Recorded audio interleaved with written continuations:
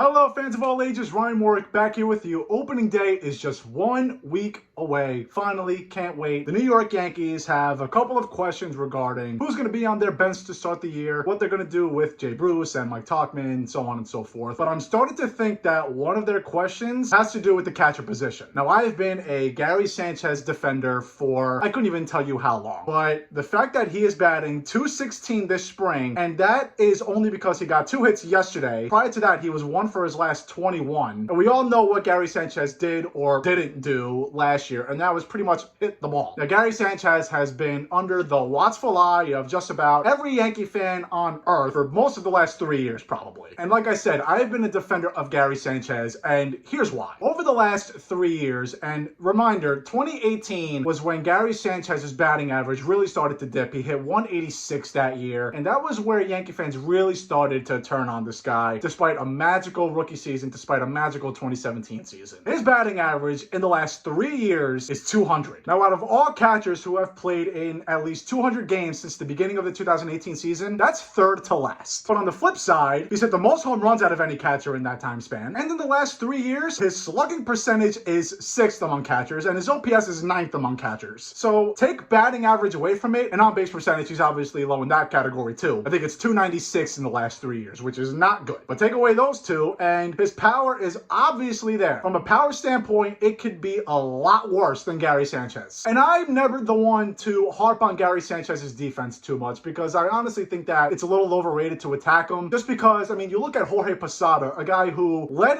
all of baseball in pass balls several times. As a matter of fact, in 11 seasons as the full-time catcher, Jorge Posada ranked top 5 in pass balls 9 times. But we never heard a peep about Jorge Posada's bad defense. Now, maybe I was just a kid when he was bad, so I didn't really hear it on the radio or anything, but I don't remember anyone ever attacking Jorge Posada throughout his entire career. But it's been a conversation with Gary Sanchez ever since he came up. And what's his career high? Like 18, 19? Gary Sanchez sees, what, 10,000 pitches over a course of a season? So the odds of him allowing a pass ball are like 0.001%. Now, I understand that it can affect pitchers, and if they want to throw in the dirt, so on and so forth. I understand that. Again, I just never been the person to hype on his defense, just because I don't think that it hurts that much. I think the offensive standpoint is a much bigger concern for the Yankees. Look, Gary Sanchez, there's no ifs, ands, or buts about it. There's no sugarcoating it. He was very bad. And I've been saying this about the Yankees and Gary Sanchez for a long time. I think that Gary Sanchez is the Yankees' baby. Take a look at everyone else on this roster. They have always subbed out Luke Voit for defense. They have always subbed out Miguel Andujar for defense. They would move DJ LeMahieu to first base. They put Adeiny Echeverria on third base in that wild card game in 2018. It worked. He made that awesome play. But they always babied Gary Sanchez. And that's honestly one of the reasons why Joe Girardi got fired. Joe Girardi attacked Sanchez in 2017, which was his god year. He said he has to be better, primarily on the defensive side. Now, I don't think that was the reason why Joe Girardi got fired, but I think that certainly played a role. The Yankees have always babied around Gary Sanchez. Never took him out late for defense, never took him out when he was struggling, until last year where it got to the point when he was virtually unplayable. He hit 147. The only thing that he did was hit home runs. And that's why the Yankees love Gary Sanchez. The Yankees live in a world where it's launch angle and exit velo, and they don't really care about batting average. But something that they should care about is on-base percentage. And that's something that Gary Sanchez does not do very often. Again, in the last 3 years, his on-base percentage is .296. He's not like Aaron Hicks, where he's hitting .225, but he's leading the American League in walks, and his on-base percentage is .380. He can't get on base because he hits 200. He has unproductive outs, which are strikeouts, and it's hurting the Yankees.